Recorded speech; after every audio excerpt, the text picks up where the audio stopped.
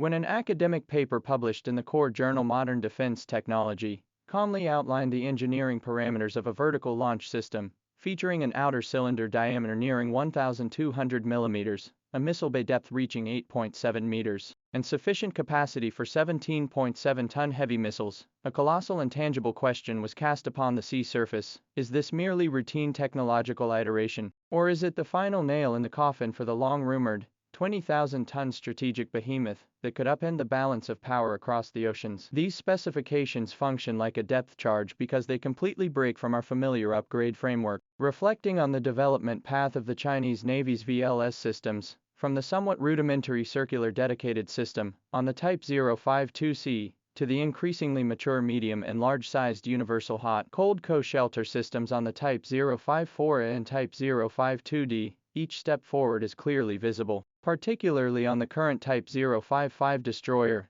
The world-leading 850mm large-caliber universal VLS can now accommodate hypersonic anti-ship missiles like the YJ-21 with ranges exceeding 1,000 kilometers, placing carrier strike group defense radii far beyond its reach. However, the 1,200mm caliber described in this paper represents not merely an enlargement of existing systems. It signifies a fundamental leap in weapon carriage capacity, transcending the realm of purely naval tactical missiles to directly rival land-based strategic forces. The paper notes its massive inner tube can accommodate missiles weighing nearly 18 tons. What does this imply? It implies that the YJ-21, the pride of the active-duty Type 055 destroyers, may only represent the lower limit of the new system's payload capacity. This size and payload standard appears tailor-made for a sea-based variant of long-range, intercontinental ballistic missiles, exoatmospheric anti-ballistic missile interceptors, and even next-generation hypersonic strategic strike weapons with extended ranges potentially reaching 2,000–3,000 kilometers. Its operational mission will shift from traditional fleet air defense and anti-ship duties to sea-based strategic missile defense, conventional, strategic strikes against land targets deep within enemy territory, and potentially even countering low-orbit satellites. Once operational, a single warship's strike radius and strategic deterrence capability will sufficiently cover the core areas of the second island chain, with firepower intensity equivalent to a mobile land-based missile brigade. Such an extensive arsenal naturally demands an equally formidable platform. Existing 10,000-ton destroyer platforms already appear cramped after accommodating 112 850mm launch cells. Integrating 120 larger, heavier, and structurally more complex 1,200mm launch cells while preparing for the immense launch impacts and complex logistical support requires a fundamental overhaul of the hull itself. Online renderings of the new vessel's concrete sectional models suggest a staggering beam of 26 meters, far exceeding the Type 055 destroyer's approximately 20 meters and rivaling the dimensions of the former maritime behemoth, Russia's Kirov-class nuclear-powered cruisers. This is no coincidence. A wider hull translates to greater internal volume, enhanced stability, and more generous design margins for defensive structures. From a propulsion standpoint alone, traditional power plants struggle to meet the demands of such a colossal vessel, and the high-energy weapons it may carry in the future. Coinciding with this, news of China's new generation of high-power naval gas turbines has been made public. The significant increase in single-engine output provides a robust power source for driving a 20,000-ton warship requiring high speeds and massive electricity generation. Thus, from the giant vertical launch system to the wide-body hull design and the robust propulsion system, these seemingly independent technological milestones are weaving into a coherent logical chain. Together, they point to one conclusion: China's next-generation main surface combatants will very likely surpass the 20,000-ton displacement threshold,